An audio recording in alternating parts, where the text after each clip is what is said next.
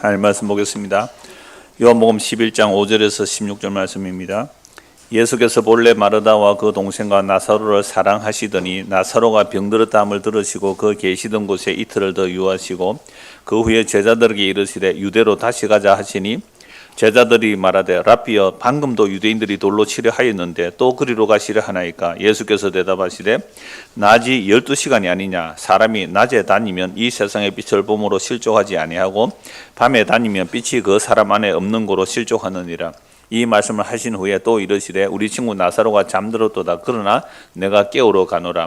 제자들이 이르되 주여 잠들었으면 낫겠나이다 하더라. 예수는 그의 죽음을 가리켜 말씀하신 것이나 그들은 잠들어 쉬는 것을 가리켜 말씀하신 줄 생각하는지라. 이에 예수께서 밝히 이르시되 나사로가 죽었느니라. 내가 거기 있지 아니한 것을 너희를 위하여 기뻐하노니 이는 너희로 믿게 하려 함이라. 그러나 그에게로 가자 하시니 디두모라고 하는 도마가 다른 제자들에게 말하되 우리도 주와 함께 죽으러 가자 하니라. 아멘. 오늘 본문을 중심으로 자는 자와 죽은 자라는 제목으로 말씀을 나누겠습니다. 자, 지난주 종교개혁 기념주일이라고 제가 요한복음 11장 1절 4절 말씀만 잘라서 하나님의 영광에 대해서 살펴보았죠. 하나님의 영광. 여러분 종교개혁 5대 원리. 자, 중고등학생들 허리 쭉 펴시고 나를 보시고. 자, 첫째 종교개혁 5대 원리 뭐예요? 첫째 오직 성경. 두 번째 오직 은혜. 세 번째 오직 믿음. 네 번째 오직 그리스도. 다섯 번째 오직 하나님께 영광. 이게 이제 종교개혁 하나의 원리였죠. 그래서 방금 권사님 기도하셨지만 우리는 하나님의 영광 돌리자 그럴 때에 뭔가 세상에 잘 되는 것으로 영광 돌리라 그러는데 하나님은 세상의 것들을 어떻게 한다고요? 불태워버리거든요. 불태워버린다고요. 그래서 하나님께 영광 돌리는 것은 예수님만이 하나님께 영광을 돌리는데 그게 오직 성경에 기록되어 있고 그래서 오직 은혜고 오직 믿음이고 오직 그리스도고 다 하나로 연결되어 하나님의 영광이다라는 말씀을 보았습니다. 근데 종교개혁 하면 이게 종교개혁 원리에 따라 또 칼빈의 5대 교리를 말 안 할 수가 없어요. 제가 1년에 한 번쯤은 이 말씀을 꼭 드리는데요. 교리 자체에 너무 얽매이도 안 되는 거지만 이거 무시해버리면 엉망이 되기도 해요. 그래서 종교개혁 그 원리에 따라 또 칼빈의 5대 교리가 나와요. 요거 오늘 좀 잠시 설명드리고 오늘 본문을 말씀을 드릴게요. 종교개혁의 원리가 요걸 가지고 한 건 아니에요. 근데 종교개혁을 하다 보니까 이런 원리가 나왔구나 이렇게 되는 거거든요. 자, 그래서 종교개혁에서 약 507년 전에 그 루터의 비튼베르크 성당 95개조 붙인 그 날을 기념해서 그게 10월에 마지막 날이거든요. 10월 30일인데 그래서 그걸 기념해서 이제 종교개혁 기념이라고 말하는데요. 그래서 교회가 출발했어요. 그러나 개혁교회 안에서도 또 여러 견해가 나오거든요. 그래서 루터와 칼빈 얘기를 하는데 칼빈은 기독교 강요를 28살에 지었대요. 28살에. 뭐 천재죠, 사실은. 그 종교, 그 기독교 강요를 뭐 몇 번 수정 보완을 했는데요. 그리고 뭐 주석도 하고 이랬는데 하여튼 기독교 강요 보면 이제 왜 가톨릭과 개신교가 다른가의 그 요약, 뭐 하나님, 인간, 죄, 구원 뭐 이런 내용들을 쭉 정리해 놓은 거기 때문에 어떤 교리적인 내용이 돼요. 기독교 강요라는 책이 있는데요. 하여튼 그렇게 칼빈이 뭐 설교도 하고 가르칠 때에 칼빈의 제자 중 하나 베자가 그 칼빈에게 배운 대로 예정론, 그리고 하나님의 주권 이런 걸 신학교가 가르치죠. 그런데 알미니우스라는 사람이 그 가르침에 대해서 성경에 그런데 이런 것도 있잖아요라고 몇 번 이제 질문하고 그랬던 사람이에요. 그런데 나중에 알미니우스가 교수가 되어서 가르쳤죠. 칼빈의 어떤 5대 교리 아직 정해지진 않았어요. 그런 절대 주권 또는 예정. 그런데 어떤 데는 구원을 내가 선택하는 것도 있고 때로는 구원이 탈락되는 같은 성경 구절들이 있거든요. 이런 것에 대해서 막 가르친 사람이 이제 알미니우스라는 사람인데 그 영향을 받은 사람들이 있을 거 아니에요. 그 영향을 받은 사람들이 칼빈의 어떤 예정론이라든지 이거를 가지고 좀 이제 반박을 하면서 우리 개혁교회가 이걸 받아들이라. 그래서 어떤 교리적인 수정을 요구했죠. 이런 자들이 이제 알미니우스가 죽고 나서 그 영향을 받은 자들이 서로 자기들을 뭉치잖아요. 그래서 나오는 주장들을 뭐라 그래요? 알미니안 그래. 알미니안. 알미니안주의 이렇게 말하는데 그들의 주장들이 이제 정리된 게 한 5가지예요. 첫째로 인간은 완전히 타락하지 않았고 자유의지가 남아있다. 그러니까 복음전에서 예수 믿으라 구원받으라 하는데 완전히 타락했으면 그 말 듣고 구원받을 수 없잖아요. 그러니까 어느 정도 그 말을 듣고 내가 믿을 수 있는 소지가 있으니까 복음을 전해서 믿게 되는 것이지, 인간의 자유의지가 완전히 없다면, 완전히 타락해서 그렇게 상태라면 복음을 전해도 듣고 믿을 수도 없잖아요. 일리 있어요, 없어요? 있어요. 그래, 있잖아요. 그래. 그럼 이 사람들 말도 무시를 못 하잖아요. 그래서 인간은 완전히 타락하지 않았고 자유의지가 남아있다. 여러분, 주전자 전에 제가 비유를 했는데요. 청송 막걸리, 땡초 찌짐, 옛날에 지금 없더라고요. 가보면 그 간판집 앞에 뭘 쭉 걸어놨어요? 주전자 알아요? 주전자? 주전자를 쭉 붙여놔서 막걸리 주전자 그때. 그게 어떻게 쭈글쭈글해요. 그러니까 우리의 양심이라는 것이 이제 개혁교회 원리에 하면 완전히 부서지고 없다 이건데, 이제 가톨릭이나 알미니아는 쭈그러져 있다는 거죠. 쭈그러져. 그럼 어떻게 해야 되고? 피우면 되는 거예요. 쭈그러진 거 피우면 된단 말이에요. 그게 없어진 건 아니고 쭈그러져 있다. 이렇게 보는 게 이제 이 알미니안 주장이에요. 그러니까 구원도 내가 선택하고 믿어야 된다. 자율구원성을 강조를 해요. 근데 이 칼빈이라는 우리 장로교는 뭐예요? 하나님의 은혜가 있어야 된다. 이렇게 말하는 거죠. 자, 두 번째. 하나님은 인간의 조건을 보고 선택했다. 오늘 누구를 구원할고? 조는아는 빼고 딱 잘못하는 너는 구원해줄게. 이게 뭐예요? 인간의 조건을 보고 구원했다. 그래, 예지예정. 그래서 얘는 앞으로 믿을 줄 알고 구원한다.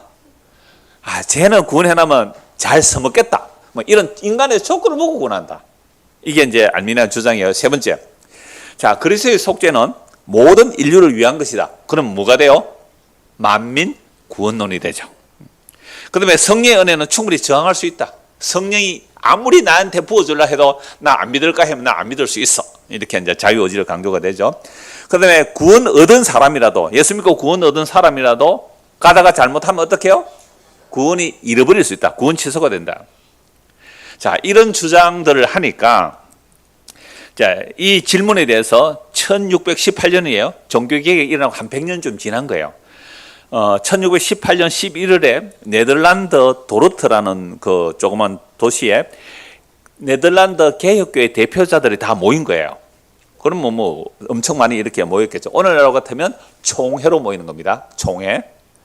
자, 그렇게 모이고 여러 외국 개혁교회 대표들도 모였어요. 그러니까 뭐 잉글랜드, 스코틀랜드, 독일 이런 개혁파 교회 대표들도 와서 이제 참관을 하고 뭐 고문으로 이렇게 참석해서 무려 7개월에 걸쳐서 154번의 회의를 해요. 총회에서 몇 번요? 7개월 동안 154번의 회의를 해서 나온 신조가 도르트 신조예요. 그러니까 우리가 흔히 뭐 웨스트민스터, 벨지 고백서, 또 도르트문트 신앙 걸 다 개혁교회는 이걸 우리 신앙 고백서로 같이 다 받고 있는데요. 우리 하이델베르크 했죠. 하이델베르크 금요일 공부했죠. 주일 5회 했죠. 하이델베르크 같은 것을 다 우리는 개혁교회로 교류를 받고 있거든요. 자, 그런데 이 도르트 신조가 나와요. 이 도르트 신조에서 나온 그 질문에, 그러니까 알미니안의 질문에 대한 답변이 칼빈주의 5대 교리가 되는 거예요. 그럼 그 5가지 질문에 대해서 답을 한 내용이 뭐라고요? 이게 칼빈주의 5대 교리가 되는데, 첫 번째, 전적 타락. 자, 우리 이제 중고등 학생들만 따라 합시다. 첫 번째, 전적 타락. 무조건적 선택. 제한 속죄. 불가항력적 은혜. 성도의 견인. 안 따라하는 사람은 자유의지로 안 따라하겠죠, 지금. 자, 그래서 요 앞 글자를 영어로 따서 튤립 교리라고 해요. 튤립 아죠? 꽃? 네, 튤립. TULIP, 튤립 교리 하는데, 발음이 안 좋더라도 한번 읽어볼게요. 튤립이라고 했으니까. Total depravity. 전적 타락이라는 거죠. Unconditional election. 조건을 보고 선택한 게 아니에요. 하나님의 일방적인 선택이지 우리의 조건을 보고 선택하지 않는다. 그래서 Unconditional election. 그 다음에 제한적인 속죄. Limited atonement. 그 다음에 불가항력적 은혜. Irresistible grace. 그다음에 성도의 견인, perseverance of the saints. 성도를 견고하게 끝까지 주님께서 붙들어 간다. 내가 끝까지 붙들어가는 개념이 아니라 주께서 우리를 견고하게 끝까지 이끌어 간다. 이게 이제 칼빈주의 5대 교리거든요. 자, 요거 이제 앞 글자 TULIP를 약자로 해서 튤립 교회를 그렇게 이제 외우게 했죠. 자, 이런 싸움은요. 근데 지금도 계속되고 있어요. 한국에는 장로교가 굉장히 많아요. 우리 한국 교회는 장로교가 많은 이유가 유교적 문화이기도 해요. 좀 그런 내용들이 있는데요. 근데 미국에는요, 장로교가 굉장히 적어요, 사실은. 미국은 알미니안이 훨씬 많아요. 알미니안이 많아요. 그러니까 미국의 선교사들 우리나라 들어올 때 장로교 선교사들이 많이 들어와서 좀 장로교가 득세를 하게 되었는데요. 미국에서는 알미니안이 훨씬 많거든요. 근데 한국의 이제 알미니안주의자들이 그 칼빈주의 5대 교회를 굉장히 많이 비판해요. 그렇게 비판하는 사람들 중에 뭐 침례교 사람들, 뭐 유명한 사람들 이름을 다 거론하지 않겠지만 그런 사람들 있고, 그런 사람들이 세대주의 구원론을 좀 많이 말을 해요. 자, 그래서 어떻게 비판하냐면 칼빈의 5대 교리가 인간이 할 일이 없잖아요. 하나님 전적 은혜니까. 이렇게 교리가 이 모양이니까 윤리 도덕교로 이렇게 타락한다라고 말해요. 그러니까 값싼 구원이 나올 수 있다. 믿기만 하면 된다면서 라고 하면서 막 비판을 해요. 그래서 좀 겁을 줘야지. 똑바로 안 하면 너 구원 못 받아. 탈락해. 라고 해야 열심도 내고 좀 바르게 살 거 아니냐라는 식의 이제 비판을 하는 거예요. 이게 칼빈주 5대 교리하면 알미니안주의인들은 전도의 동력도 떨어뜨린다. 이런 비판들 굉장히 많아요. 인터넷 보면 그 싸움은요, 사실은 계속 교회 역사 속에 다 일어나고 있죠. 그래서 이런 얘기 다 할 수는 없지만, 그래서 지난주에 본 대로 중세 가톨릭 타락은요, 결국 행위 구원 때문에 타락이 일어났잖아요. 자, 그러므로 교리는 이제 성경을 해석하는 문제인데, 허물과 죄로 완전히 죽은 인간이냐, 아니면 찌그러졌지만 남아있느냐, 요 싸움이거든요. 그러니까 이런 논지에서 두 이론을 복음 전하는 어떤 목사님의 설교를 보니까 굉장히 복음적인데 어떤 부분에 세대주의가 있고, 그래서 좀 더 들어보니까 알미니안이 있어요. 어떻게 말하냐면, 그래서 이분은 동전의 양면과 같다. 저는 성경대로 보니까 그렇다 이 말이잖아요. 동전의 양면과 같다. 어떤 데는 구원이 단번에 영원히 이루어졌다고 하지만 어떤 데는 구원을 잃어버릴까 조심해라. 구원을 이루어 가라. 이런 말씀들이 많이 있거든요. 그러니까 이걸 이제 동전의 양면 같다라고 얘기를 해요. 자, 이렇게 말씀드리면 여러분들은 저에게 물으실 거예요. 그럼 당신은 어떻게 보느냐? 당신은 어떻게 보느냐? 저에게 묻는다면 예수 그리스도의 십자가로 다 이루신 그 영광이 그 주장들에게 어떻게 드러나는가, 저는 이것만 봅니다. 알미니안이 말할 때에 그 안에서 예수 그리스도의 십자가의 다 이루심이 드러나는가? 말이 안 드러나요. 알미니안은. 왜? 자유의지가 강조되니까. 근데 이 칼빈주의 5대 교리를 말하는 사람들에게는 하나님의 영광, 하나님의 영광이라고 말하는데 하나님의 영광은 많이 드러나게 한다고 하지만 예수의 십자가의 영광은 좀 약한 데가 많아요. 그러니까 교리를 너무 문자적으로 적용해버리면 정말 교리에 갇히게 돼요. 그래서 우리는 교리의 문제에 큰 싸움이 있었지만 저의 큰 맥락은 그예요. 종교의 5대 교리와 칼빈의 5대 그 교리, 계획주의 5대 원리와 칼빈주의의 5대 교리 안에 전체 틀 안에는 제가 설교가 전체 틀 안에는 그렇게 돼요. 그래서 성경 본문을 볼 때에는 그 본문에서 뭘 말하고자 하는가, 그거 볼 때는 정말 어떤 데는 막 구원을 잃어버린다, 정신을 차리라라는 말씀도 있지만 그 이야기는 그 십자가로 완성된 복음에 대해서 왜 너희들 그렇게 값 없이 취급하느냐, 이런 문제지 그걸 알미니안처럼 해석하는 부분은 아니더라고요. 자, 그래서 오늘 본문을 들어가겠습니다. 지난주에 본 11장 1절에서 4절 먼저 보시면 어떤 병자가 있었죠. 자, 마리아, 마르다, 그리고 나사로. 마리아는 향유 옥합을 깨뜨려 예수님께 붓고 머리털로 주의 발을 닦인 그 사람이에요. 이건 13장에 나올 거예요. 자, 이에 그 누이들이 예수께 사람을 보내 이르되 주여 보시옵소서, 사랑하시는 자. 그러니까 주님께서 평소에 이 가정을 사랑했어요. 그래서 나사로가 병들었다고 해요. 여러분들, 사랑하는 사람이 병들면 어떻게 해야 돼요? 빨리 가야 돼요? 천천히 놀다가 병 다 낫고 나서 가야 돼요? 아니면 죽고 나서 가야 돼요? 저 미국 드라마 같은 경우는 이런 게 굉장히 많더라고요. 우리나라도 뭐 그렇겠지만 우리나라 아직도 유교 문화가 있어서 막 호들갑 떨고 막 남자들이 그러면 저 체시물이 없다 그러잖아요. 미국 같은 경우에는 뭐 이 드라마들 보면요, 이제 가족 중에 누가 아플 때에 그 남편이 함께 하지 않으면 그 이혼 사유예요. 아, 이제 아셨어요? 아, 정말 그래요. 내 아플 때는 어디 갔으니? 막 이러더라고요. 있어봤자 아무 도움도 안 되는데. 아니, 걸고치면 할 건데, 우리 안 그래요? 좀 들이가서 이러는 게 아니에요? 아, 그러니까, 제가 이 말씀 왜 드리냐면, 사랑하는 자가 병들었다 하면 어떻게 해야 돼요? 빨리 가야 되는데, 안 가요. 이틀 더 머물렀다가, 죽어서 냄새 날 때 가는 거예요. 왜 그랬을까요? 그건 다음 주에 말씀드리죠. 그건 이제 예수께서 부활과 생명을 이제 말씀드리기 위해서 그랬는데, 여튼 들으시고 이러시되, 이 병은 죽을 병이 아니라 하나님의 영광을 위하며 하나님의 아들이 이로 말미암아 영광받게 하려면, 하나님의 영광은 아들이 영광받는 게 하나님의 영광이죠. 그래서 예수님께서 죽어서 냄새가 나는, 죽어서 4일 된 나사로를 살려 일으킴으로 예수님 무엇임을 알려주시는 거죠. 예수님이 부활이며 생명임을 알려주시는 거예요. 그래서 예수님 누군지 알고 믿는 것이 하나님의 영광이 된다, 이렇게 말씀하는 겁니다. 자, 5절. 예수께서 본래 마르다와 그 동생과 나사로 뭐 했다고요? 사랑하셨잖아요. 마르다와 그 자매와 그 나사로를 사랑하셨어요. 근데 나사로가 병들었다 함을 들으시고 그 계시던 곳에 이틀을 더 유하시고, 그 후에 제자들이 이르시되 유대로 다시 가자 하시니, 제자들이 말합니다. 라비여, 방금도 유대인들이 돌로 치려 하였는데 또 그리로 가시려 합니까? 요 방금이 언제예요? 10장에, 요한복음 10장에 내가 아버지하고 나는 뭐다?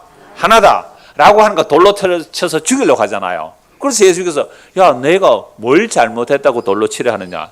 네가 사람인 주제에 하나님의 아들이라, 이것은 신성 모독이다 하고 돌로 쳐 죽이려 해요. 아니, 시편 84편에 봐. 하나님의 말씀을 맡은 자를 뭐요?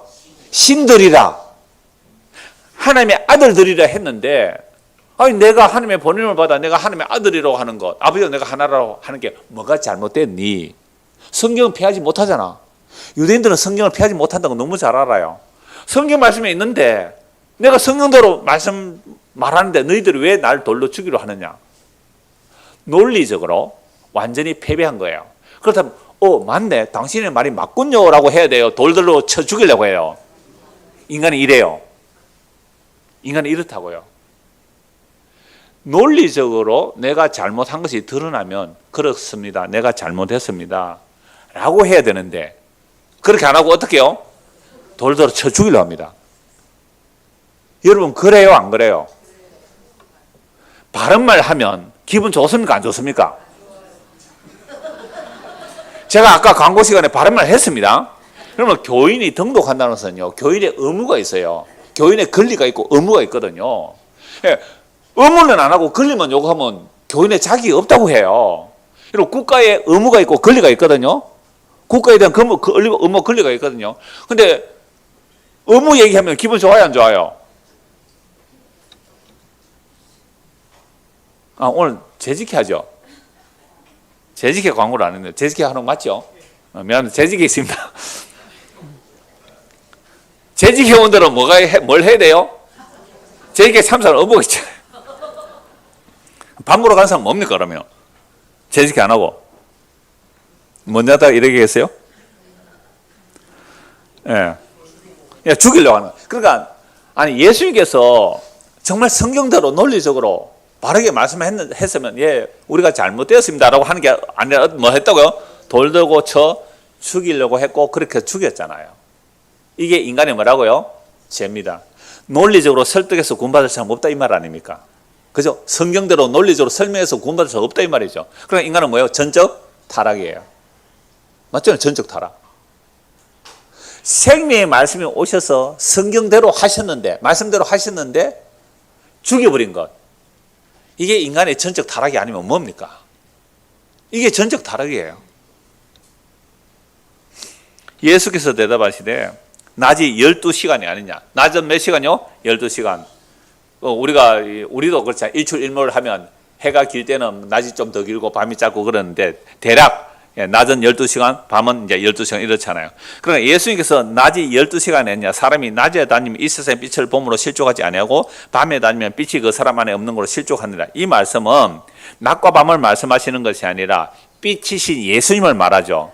그러니까 예수님께서 지금 아버지께서 나에게 하려고 한 일을 하는 그 시간 동안이 뭐라고요? 빛의 세계죠. 빛의 세계. 그러니까 그 빛된 일, 그 낮의 일을 하러 나사로에게 가야 되는 거잖아요. 죽은 나사로에게. 그럼 죽은 나사로 살리는 일이 뭐예요? 예수님은 낮의 일을 하는 거예요. 낮의 일. 그러니까 죽음의 세계 안으로 들어가요. 자, 빛이신 분이 어둠 안으로 들어가서, 즉 생명이신 분이 죽음 안으로 들어가서 죽은 자를 살려내는 거죠. 근데 이 일을 막으려고 유대인들이 지금 뭐 하고 있어요? 죽이려고 해요. 방금도 돌로 치려 했는데, 그 베다니는 예루살렘과 가깝잖아요. 한 3km. 그럼 3km 소식 빨리 전해지잖아요. 그럼 예수 왔다 그러면 또 돌 들고 뭐 할 거예요? 죽이려고 하잖아요. 그러니까 나사로, 놀랍게도 나사로 보고 이렇게 말해요. 친구라고 해요. 11절. 이 말씀을 하시는 후에 또 이러시되 우리 친구 뭐요? 나사로가 잠들었도다. 그러나 내가 깨우러 가노라. 여러분, 친구라 그러죠. 천지를 창조하신 하나님이 사랑하시는 자를 친구라 그래요. 우리를 친구라 불러주세요. 그래서 요한복음 15장 13절에 보면요, 친구를 위하여 목숨을 버리면 이보다 더 큰 사랑이 없다 그랬거든요. 그러면 진짜 예수님께서 나사로를 위해서 목숨 버리러 가시는 거예요. 제자들이 이르되 주여 잠들었다면 낫겠습니다. 그러니까 예수님께서 나사로를 죽었다 그래요? 잠들었다 그래요? 그러니까 오늘 제목이 뭐라고요? 자는 자하고 죽은 자를 이제 구별을 해보는 거죠. 아니 주님 잠들었으면 뭐 다시 일어나겠지요. 예수는 그의 죽음을 가리켜 말씀하신 것이라. 그들은 잠들어 쉬는 것을 가리켜 말씀하신 줄 생각하는 게, 그러니까 잠자는 거하고 죽은 거하고 지금 구별이 안 돼요, 제자들에게. 자, 이에 예수께서 밝히 이르시되 나사로가 죽었다. 내가 거기 있지 않은 것을 너희로 왜 기뻐하노니 이는 너희로 믿게 하려 함이라. 그러니까 예수님께서 죽은 나사로를 살려내므로 예수님이 어떤 분인지 믿게 하려고 하는 거죠. 예수님이 하나님의 정권을 가진 자로 부활시키는, 생명을 살리는 그 권세가 있음을 보여주려고 하는 거예요. 자, 그러나 그에게로 가자 하시니 디두모라고 하는 도마가 다른 제자들에게 말해요. 자, 우리도 함께 주와 함께 죽으러 가자. 왜요? 가면 뭐 하니까요? 돌 맞아 죽으니까. 그 나사로 까닭에 나사로까지 죽이려고 해요. 나중에 보면 예수도 죽이려고 나사로도 죽여버리려고 해요. 그 이 도마라 사람은 나중에 부활 때 예수님 못 만났으니까 나중에 만나죠. 나는 예수님의 손에 못자국과 허리에 장자국을 만져보지 않으면 나는 못 믿겠다, 이런 사람이죠. 좀 성격이 나오죠. 그래, 우리도 함께 죽으러 가자, 막 이렇게 가는 거예요. 제자 중에는 이런 사람도 있습니다. 그래서 오늘 제목이 뭐라고요? 자는 자와 죽은 자. 여러분, 사람이 태어나서 모두가 죽는단 말이에요. 근데 죽는 이유를 몰랐어요. 뭘 받기 전에는? 율법을 받기 전에는. 로마서 5장에 나옵니다. 아담 이후로 다 사람이 죽어갔는데 왜 죽는지 이유를 몰랐대요. 그래서 모세가 율법을 받고 보니까 죽는 이유가 선악과 따먹어서 죽구나. 창세기 누가 기록해요? 모세가. 그래서 모세가 율법을 받고 보니까 사람이 죽는 이유를 알았어요. 중고등학생들 왜 죽어요? 왜 죽어요? 죄 때문에 죽어요. 죄가 뭔데요? 선악과 먹었어요. 선악을 알게 하는 것은 하나님이 하셔야 되는데 인간이 선악과 따먹고 지가 하나님처럼 살고 하는 거죠. 청년에 어제 저녁에 했죠. 바벨론 왕이 왜 짐승이 됩니까? 이 바벨론 성은 내가 만들었다 하는 성은 짐승이 되어버리잖아요. 두로 왕이 왜 망합니까? 나는 신이다 하다가 망해요. 바로 왕이 왜 망해요? 이 나일가 내가 만들었다 하다가 망하는 거예요. 종기에 처하나 깨닫지 못하면 멸망하는 짐승 같아요. 그래서 인간이 선악을 따먹고 나니까요, 지가 신인 줄 착하고 살아가요. 그래서 아담 이후로 모든 인간은 죽어가요. 자, 창세기 5장을 한번 보시죠. 창세기 5장입니다. 1절. 이것은 아담의 계보를 적은 책이니라. 창세기 5장 1절입니다. 아담의 계보예요. 아담의 계보. 특징이 뭔지 한번 보세요. 하나님이 사람을 창조하실 때에 하나님의 모양대로 지으시되, 자, 하나님은 아담을 하나님의 형상대로 지었어요. 타락해요. 그래서 아담과 하와, 남자와 여자 결혼해서 이제 아이를 낳을 때는 하나님의 형상일까요? 아담의 형상일까요? 그렇죠. 아담의 형상이 되는 겁니다. 남자와 여자를 창조하셨고 그들이 창조하던 날에 하나님이 그들에게 복을 주시고 그들의 이름을 사람이라 그러셨더라. 아담은 130세에 자기의 모양 곧 자기의 형상과 같은 아들을 낳아 이름을 셋이라 하였고 아담은 셋을 낳은 후에 800년을 지내며 자녀들을 낳았으며 그는 930세를 살고 뭐요? 죽었더라. 죽었더라. 셋은 105세에 에노스를 낳았고 에노스를 낳은 후 807년을 지내며 자녀를 낳았으며 그는 912세를 살고 죽었더라. 결국 뭐가 쭉 나오는 거죠? 죽었더라가 나오는 거야. 사람을 낳기는 낳았지만 죽었더라가 나와요. 자, 그러면 아담과 하와의 타락 이후에 모든 인간들은 천년 가까이 살았지만 다 죽었더라가 결론이에요. 죽었더라. 근데 참 놀라운 족보가 하나, 낯선 족보가 하나 등장하는데요. 자, 18절 한번 보시죠. 5장 18절. 야렛은 162세에 에녹을 낳았고 에녹을 낳은 후 800년을 지내면 자녀를 낳았으며 그는 962세를 살고 죽었더라. 에녹은 65세에 모두세를 낳았고 뭔가 계시를 받아야 돼. 모두세를 낳은 후 300년을 하는가 동행하며 자녀를 낳았으며 그는 365세를 살았더라. 에녹이 하는가 동행하더니 하나님이 그를 데려가심으로 세상에 있지 않더라. 다른 사람들은 다 몇 년 살아요? 보통 900살 이상 살아요. 근데 이 사람은 몇 살이에요? 365세 하나님이 데려가 버려요. 그러니까 믿음이 없는 사람들은 에녹이 어떻게 됐다고 할까요? 하나님이 데려갔다고 할까요? 객사했다고 할까요? 객사했는데 뭐도 못 찾아요? 시체도 못 찾아요. 이렇게 생각할 거예요. 그 당시 사람들은. 특이한 족보가 나오죠. 죽었더라. 3분의 1밖에 안 살아 에녹을 어떻게 해요? 데려가 버렸더라. 세상 사람들 볼 때는요. 다른 사람들은 100살 가까이 사는데 이 사람은 33살에 죽어버렸다. 누구 모습이에요? 그렇죠. 예수님 모습을 보여주는 거잖아요. 에녹이 하는가 동행하는가 데려가 버리는 거죠. 그래서 히브리서 11장에 믿음의 사람들 첫 번째가 누구예요? 아벨. 두 번째가요? 에녹. 세 번째가 노아예요. 형님에서 돌 맞아 죽네. 믿음의 1번째 사람. 여러분 믿음 좋으면 세상에 성공해요? 돌 맞아 죽어요? 그거예요. 믿음 좋으면 그렇게 돼요. 두 번째 믿음 좋은 사람 에녹. 3분의 1만 사다 하면 데려가 버려요. 세 번째 사람 뭐예요? 다른 사람은 사고 팔고 먹고 마시고 시집가고 장가가고 집도 짓고 뭐 별장도 있고 다 있는데 지는 뭐예요? 생존도 그 급의 생존도. 정말 120면 방 좀 만들려고 해보세요. 집 짓고 할 시간이 없어요. 방 좀 만드느라고. 믿음의 순위 1, 2, 3이에요. 성경이 이렇게 안 보입니까? 이렇게 보이는데 왜 믿음 생활을 잘하면서 예배 성공해서 인생 성공하자라는 헛소리를 합니까? 예배 성공하면 인생은 실패합니다. 아멘 안 나올 줄 알았는데요. 여러분 예배 성공하면 아벨처럼 돌 맞아 죽고요. 예배 성공하면 하나님이 3분의 1만 살고 데려가 버리고요. 예배 성공하면 노아처럼 아무것도 세상에 남긴 것이 없어요. 이게 구약의 믿음의 사람의 길이었고 신약의 성령님과 사도들의 길이 이 길이었습니다. 그런데 왜 우리는 헛된 욕망을 쫓아 살아가죠? 그게 마귀한테 속은 거라고요. 마귀한테. 그래 이런 죽음의 세상 속에서 놀랍게도 구약에서 사망을 멸하러 오실 분이 있다고 약속을 하세요. 이사야 25장 보십시오. 이사야 25장. 이런 죽음의 세계에 죽음을 끝내러 어떤 분이 오신대요. 25장 7절입니다.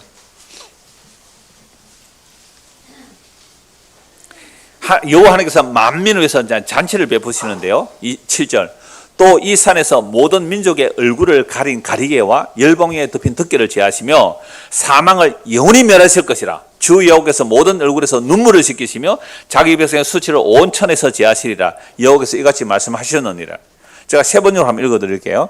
또 주님께서 이 산에서 모든 백성이 걸친 수의를 찢어서 벗기시고 모든 민족이 입은 수의를 벗겨서 없애실 것이라. 뭘 벗긴다고요? 수의를, 죽음을 벗겨버린다 이 말이잖아요. 8절. 주님께서 죽음을 영원히 멸하신다. 주 하나님께서 모든 사람의 얼굴에서 눈물을 말끔히 닦아주신다. 그의 백성이 온 세상에서 당한 수치를 없애주신다. 이것은 주님께서 하신 말씀이다. 구약의 이 약속대로 사망을 멸하려고 오신 분이 누구예요? 예수님이죠. 영원한 말씀이 육신이 되어 이 땅에 사망을 멸하려고 오셨어요. 마태복음 1장입니다. 마태복음 1장 찾아주십시오. 자, 마태복음 5장 족보가 무엇이 다른지를 한번 보십시오. 마태복음 1장 1절에서 6절까지만 읽겠습니다. 아브라함과 다윗의 자손 예수 그리스도의 계보라. 아브라함이 이삭을 낳고 이삭은 야곱을 낳고 야곱은 유다와 그의 형제를 낳고 유다는 다말에게서 베레스와 세를 낳고 베레스는 헤스론을 낳고 헤스론은 라함을 낳고 라함은 아미나답을 낳고 아미나답은 나손을 낳고 나손은 살몬을 낳고 살몬은 라합에게서 보아스를 낳고 보아스는 룻에게서 오벳을 낳고 오벳은 이세를 낳고 이세는 다윗 왕이 낳으니라. 여기까지 5장과 마태복음 1장의 족보 차이가 뭐예요? 예, 낳고. 그러니까 창세기 5장의 족보는 죽었다라는 말이 들어가는데 낳고 죽었더라. 그런데 마태복음 1장에서는요 똑같은 사람을 말하는데 뭐가 없어요? 죽었더라가 없잖아요. 죽었더라가. 이게 아브라함과 다윗의 자손 예수 그리스도의 계보라. 다윗과 아브라함 자손 원래 원어는 그렇게 되어 있어요. 아브라함과 다윗의 자손, 다윗과 아브라함의 자손 예수 그리스도는 뭘 없애러 왔다고요? 그렇죠. 그래서 죽었다는 말을 안 해요. 이게 사망을 멸하러 오신 예수님의 족보가 이렇게 기록되는 거예요.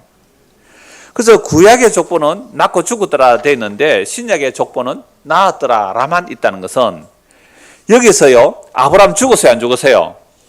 다윗은요, 유다는요, 보아스는요 다 죽었잖아요. 근데 이들을 죽었다고 말을 안 하네요. 이게 참 놀라운 성경의 내용이에요. 왜요? 예수님께서 뭐하러 오셨기 때문에? 사망을 멸하러 오셨기 때문에. 자, 고린도전서 15장을 보십시오. 고린도전서 15장. 예수님 십자에 죽으시고 부활 성천하셔서 성령을 보내주셨어요. 성령을 보내주시니까 성령님과 사도들이 복음을 전하는 거죠. 예수님의 십자에서 도대체 무슨 일이 일어났습니까? 십자에서 무슨 일이 일어났습니까? 사망을 멸하시고 생명을 주셨다는 그 말씀을 하는 거예요. 그런데 고린도 교회가 부활이 없다 그러니까 16절입니다. 15장 16절. 만일 죽은 자가 다시 살아나는 일이 없으면 그리스도도 다시 살아나신 일이 없었을 터이요 그리스도께서 다시 살아나신 일이 없으면 너희의 믿음도 헛되고 너희가 여전히 죄 가운데 있을 것이라. 또한 그리스도 안에서 잠자는 자도 망하였으니. 그리스도 안에서 잠자는 자가 누구예요? 자, 예수님이 십자가로 때부터 바울이 복음 전할 때까지 예수님 따라 죽은 자들도 있죠. 그들도 그리스도 안에서 잠자는 자 맞죠? 그런데 십자가 이전에 아담으로부터 예수님의 십자가 때까지 구약의 아까 아브라함, 다윗 나오는 그 믿음의 사람들도 약속의 사람들도 그리스도 안에서 뭐 하는 거예요? 죽은 거예요? 자는 거예요? 그래서 그리스도 안에서 자는 자들이죠. 근데 예수님 십자가의 피로 묵시적으로 구약과 신약에 구원받은 자를 자기 피로 구원하여 하늘에 앉히시는데 그런데 그리스도 안에서 잠자는 자, 예수 믿고 죽은 자들, 부활이 없던 그들도 망했을 거야 라고 말하는 거죠. 만일 그리스도 안에서 우리가 바라는 것이 다만 이 세상의 삶뿐이라면 모든 사람 가운데 우리가 더욱 불쌍한 자리라. 히브리서 11장의 믿음의 사람들 보십시오. 조금 전에 말씀드렸잖아요. 세상에서 성공했어요. 저주받은 모습이에요. 그렇죠. 형님에 돌 맞아 죽고 3분의 1 살다가 데려가 버리고 노아는 뭐 집도 하나 없이 방주만 만들고 그렇게 살던 사람들의 삶이에요. 그런 사람들을 보면 만약 부활이 없고 생활과 땅에 영원한 영광의 나라가 없다면 불쌍한 자들이잖아요. 불쌍한 자들. 그러니까 이 하나님의 약속을 안 믿는 자들은 이 땅에서 성부 보려고 하죠. 이 땅에서 한번 내가 생존 세상에서 사람들을 두렵게 하고 싶어 하잖아요. 그놈들이 간 곳이 어디예요? 어제 저녁에 청년들? 서울, 음부, 지옥. 그게 이 생존 세상에서 사람을 두렵게 하려면 권력이 있어야 되고요. 돈이 있어야 되고요. 높아져야 돼요. 죄송합니다. 아까 광고 시간에 여러분들 두렵게 해서 죄송합니다. 이 당회장이 되니까 이 생존 세상에서 여러분들 두렵게 한 거예요.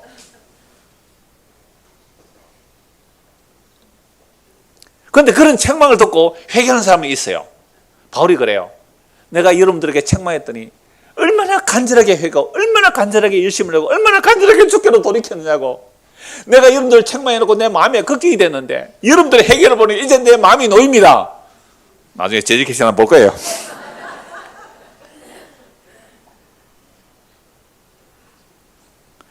19절. 만일 그리스도 안에서 우리가 바라는 것이 다만 이 세상의 삶뿐이면 모든 사람 가운데 우리가 더욱 불쌍한 자이래라. 그러나 이제 그리스도께서 죽은 자 가운데서 다시 살아나사 누구의 첫 열매? 잠자는 자들의 첫 열매. 그 첫 열매가 나왔으면 두 번째, 세 번째, 네 번째 열매 쭉쭉 나오면 다 믿을 텐데 그래도 안 믿어요. 왜 안 그럴까요? 그래서 약속의 말씀을 듣고 믿는 것이지 죽은 자가 살아나는 그거 보고 믿는 거 아니에요.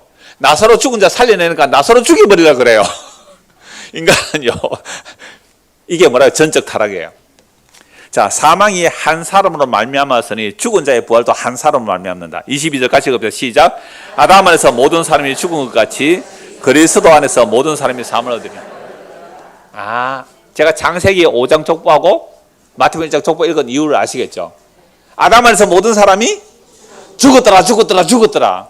예수 안에서 아담도 살았더라. 아브라함도 살았더라. 다윗도 살았더라. 요 얘기예요. 그래서 우리 사도신경 고백하잖아요. 주님이 산자와 죽은 자를 뭐요? 심판하라. 그러면 산자는 누구일까요? 예수 안에 있는 자. 예수 안에 있는 자. 살아있거나 죽었거나 살아있거나 간에 예수 안에 있는 자는 산자고요. 지금 살아있어도 예수 밖에 있으면 뭐요? 죽은 자예요. 우리 중고등학생들, 오빠야 내하고 사귀자 이렇게 하면 예수 믿나 물어보세요. 예수 안 믿는 인간이면요, 니는 죽은 시체야. 나 너하고 사귈 수 없어. 이렇게 말해야 돼. 이 학생들, 남자가 와서 예언씨 내 꽃을 받아주세요 하고 하면 너 예수 믿어 안 믿어? 딱 물어보고, 너 안 믿는데 너는 시체야. 내가 시체 꽃을 왜 받아? 예수 믿어. 나 너하고 안 사귈래 라고 하세요. 중고등학생들. 우리 청년들도 그렇게 하실 거예요? 대답을 안 하시네. 그러면 내가 죽은 자 아니에요? 내가 죽은 자. 산자와 죽은 자. 진짜 누가 죽은 자예요? 누가 산자예요? 아담 안에서 다 죽었어요. 예수 안에서 새로운 생명을 얻어요. 그래서 차례대로 되는데요. 첫째 열매는 그리스도고요. 그 다음에 그가 강림하실 때, 예수님 재림하실 때 그리스도에 속한 자예요. 그러니까 예수님께 속한 자는요, 죽은 자나 산자나 예수님에 속한 자는 부활의 열매로 나타날 거예요. 자, 그 후에는 마지막이니 그가 모든 통치와 모든 권세와 능력을 멸하시고 나를 아버지 하나님께 바칠 때예요. 자, 그가 모든 원수를 그 발 아래 둘 때까지 반드시 왕노를 하시리니 맨 나중에 멸망받을 원수는 뭐요? 사망이에요. 이게 이제 데살로니가 전서 말씀이 있는데 요건 생략하고 요거 푸른 것이 데살로니가 전서니까요. 요거 그냥 넘어갈게요. 그럼 맨 나중에 멸망받을 원수는 뭐요? 사망. 근데 무시적으로는 사망이 어디서 멸망을 해요? 십자가에서. 그러니까 십자가에서 죄와 사망의 권세를 깨뜨려 버렸기 때문에 자기 피를 뿌려 하나님의 약속 안에 죽은 자들을 살려내신 거고요. 그 십자의 핏불로 재림 때까지 하나님의 자기 백성들 그 핏불을 살려내신 거예요. 이게 사망의 권세를 멸하지 않으면 살려낼 수가 없는 거예요. 그래서 에베소 2장에 보면 허물과 죄로 죽은 우리를 그리스도와 함께 살려내셨다 이렇게 말하거든요. 그러니까 아담 안에서 우리는 다 죽은 자예요. 죽었더라. 천년을 살던 바벨론 왕이 되던 엄청 무역을 잘해서 두로 왕처럼 부귀가 어마어마한 부자가 되었던 그 바벨론 제국의 왕이 되었던 나는 왕이다. 나는 신이다. 이건 내가 만들었다. 멸망하는 짐승이에요. 죽은 자들이에요. 죽은 자들. 그래서 예수님께서 십자가로 사망을 패하시고 부활하심으로 생명이 뭔지를 드러내신 거예요. 그래서 이 복음이 이제 땅끝까지 전거되고 나면 진짜로 사망을 영원히 멸해버려요. 그래서 고린도서 15장의 끝에 보면 이런 말씀이 있죠. 사망아, 네가 뭐냐? 사망은 뭐냐? 55절 보세요. 15장 51절부터 볼게요. 고린도 15장 51절요. 50절부터 봅시다. 고린도전 15장 50절. 형제들아, 내가 이것을 말하는 혈과 육은 뭐요? 하나님 나라를 이어버려. 그러니까 인간의 의지, 양심, 결단, 윤리, 도덕 이런 혈과 육으로 만들어낸 것으로는 하나님 나라를 이어받을 수 없고 섞는 것은 섞지 않을 것을 유업으로 못 받습니다. 하나님 나라를 못 받는단 말이죠. 보라, 내가 너에게 비밀을 말하노니 우리가 다 잠잘 것이 아니요 마지막 나팔에 순식간에 홀린이 다 변화되리니. 예배 시간에 잠자도 괜찮은데요. 예수님의 마지막 나팔 소리는요, 나팔 소리가 들리는 사람은요, 잠자는 사람도 깨어있는 사람입니다. 나팔 소리가 나면 죽은 자들이 썩지 않을 것으로 다시 살아나고 우리도 변화되리라. 이 썩을 것이 반드시 썩지 않을 것을 입겠고 이 죽을 것이 죽지 않으면 입으리라. 이 썩을 것이 썩지 않으면 입고 이 죽을 것이 죽지 않으면 입을 때는 사망을 삼키고 이기리라고 기록된 말씀을 이루어지리라. 여기 아까 어디서 읽으세요? 이사야 25장. 사망을 멸하려고 누가 오셨다고요? 예수님. 묵시적으로 십자가로 완료해 놓으시고, 그리고 재림하면요 사망을 없애버려요. 십자가로는 사망의 권세를 깨뜨렸어요. 그래서 죄와 사망에 붙들리는 우리를 구원하여 내시는데 예수님 재림하면 사망 자체를 없애버려요. 그러면 예수님 재림할 때는 예수를 믿는 사람만 부활해요? 예수 안 믿는 사람도 부활해요? 그렇죠. 다 부활합니다. 이게 사도행전에 나와요. 바울이 의인의 부활과 악인의 부활을 말하니까 그 베드로 쪽에 막 겁을 내요. 겁을 내도 안 믿어요. 왜? 지가 악인이잖아요. 그 악인이 부활하면 뭘 받아요? 지옥 갈 거니까 겁을 내면서도 예수는 안 믿어요. 의인의 부활과 악인의 부활이 있어요. 그래서 여러분들이 이 땅에 사는 게 중요한 이유가 뭘까요? 이 생존 세상이 중요한 이유가요. 보험 들고 예수 믿는 것이 그렇게 중요해요. 그래서 보험 들고 예수를 믿으면 뭐가 되는 거예요? 산자가 돼요. 산자. 죽어도 산자고 병이 있어도 산자고 가난해도 산자예요. 예수 안 믿으면, 예수 생명 없으면 건강해도 죽은 자고 부자라도 죽은 자고 잘나고 인기 있는 자도 죽은 자예요. 죽은 자와 산자와 구분이 안 된다면 아직도 예수 믿는 게 뭔지 모호해요. 죽은 자와 산자가 구분돼야 돼요. 죽은 자와 산자와가. 죽은 학생들, 청년들이요. 죽은 자하고 사귀면 끊으세요. 지금 당장. 시체하고 어떻게 살 거예요? 시체하고. 누가 산자예요? 세상적으로 별 볼품이 없고 뭣도 없고 사람들이 별로 알아주지 않은데 진짜 예수 그리스도의 십자가의 은혜가 그 사람에게 들어가서 예수님으로는 기쁘고 감사하면 그 사람이 진짜 산자예요. 아멘 큰 소리 친 사람은 별 볼일 없는 사람이에요 지금. 그런 거 좋아하다가 당한 사람이에요. 당한. 그러니까 누가 이 복음을 좋아하겠느냐고요. 결론입니다. 히브리서 나중에 찾아보죠. 한 것만 결론 보고 마무리할게요. 요한계시록 20장입니다. 요한계시록 20장 4절. 산자와 죽은 자. 산자여 따르라. 누가 산자입니까? 20장 14절이에요. 사망과 음부도 불못에 던져지니 이것은 둘째 사망 곧 불못이라. 누구든지 생명책에 기록되지 못한 자는 불못에 던져지라. 자, 사망을 멸하러 예수님이 오셨어요. 이사야 25장 말씀처럼 예수님이 십자가에서 사망을 멸하셨어요. 그런데 역사 속에서는 아직도 사망을 완전히 멸하지 않았어요. 그래서 죽고 죽는 일들이 재림 때까지 일어나거든요. 근데 딱 두 가지뿐이에요. 예수 안에서 죽는 자, 예수 밖에서 죽는 자. 자, 예수 안에서 죽는 자들은 생명의 부활이 나오고요. 예수 밖에서 죽는 자는 무슨 부활이 나와요? 심판의 부활이 나와요. 그래서 예수님 재림하면 사망이 없어요. 사망이 없다고요. 그래서 사망 자체를 불못에 던져버리죠. 사망 자체를. 그러면 사망의 왕노릇하는 자들이 몽땅 어디에 들어가요?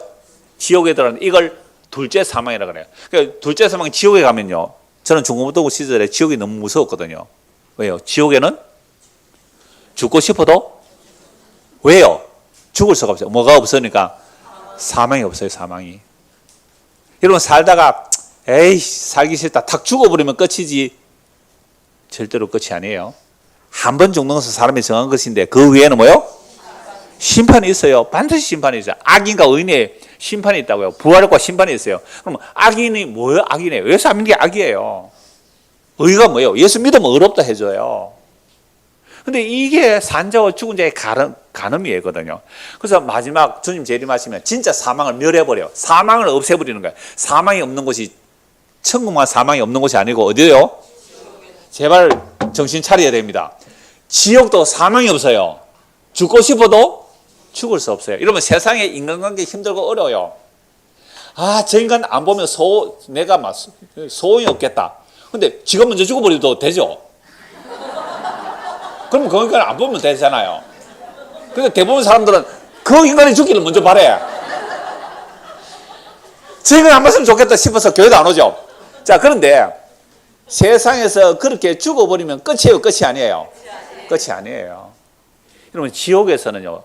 진짜 천천지 원수를 지옥에서 만났네. 천천지 원수를 어디서 만나요? 지옥에서. 왜요? 그게 지옥의 동창이에요. 에스겔에서 보세요. 생존 세상에서 사람을 더럽게 하는 자들, 내가 힘을 가지고 이쪽에 힘을 가지고 서로 싸울 거 아니에요. 둘 다 지옥에 갔어요. 천천지 원수예요. 용서가 안 돼요. 그럼 여기서 어떻게 해요? 저놈을 죽여버리면 되겠는데 안 죽네.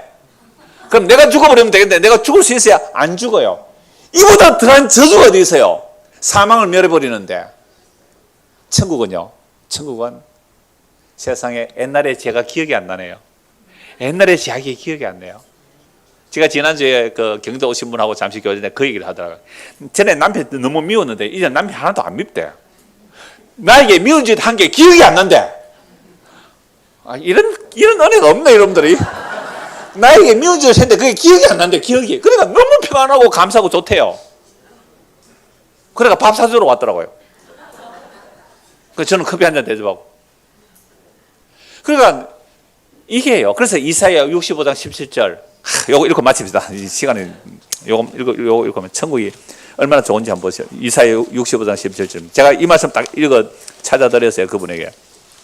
왜 그런 은혜가 있는지 아십니까? 그래도 잠깐씩 생각날 수 있는데 천국은 완전히 기억 안 납니다. 65장 17절.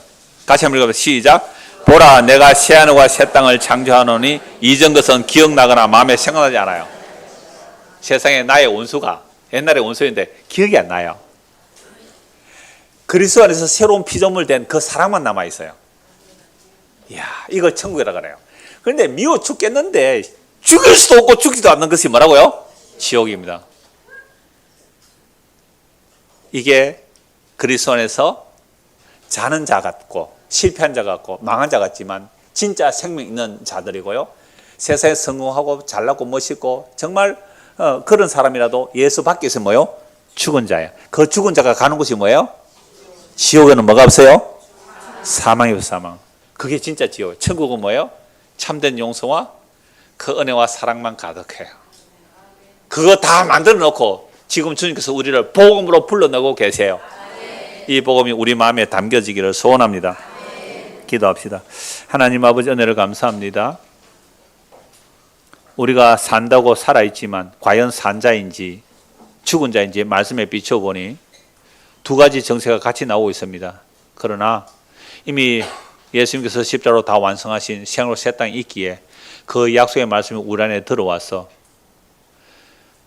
생명과 그 영원한 약속의 길이 얼마나 엄청나고 좋은지, 반면에 그 지옥이 엄청나고 고통스러운지 알게 하시고 우리 중고등학생들도 어려서부터 이 복음의 말씀을 믿고 믿음으로 살아가는 우리의 자녀들이 또 우리 모든 어른들이 될 수 있도록 은혜를 베풀어 주시옵소서. 예수 그리스도 이름 받들어 기도드리옵나이다. 아멘.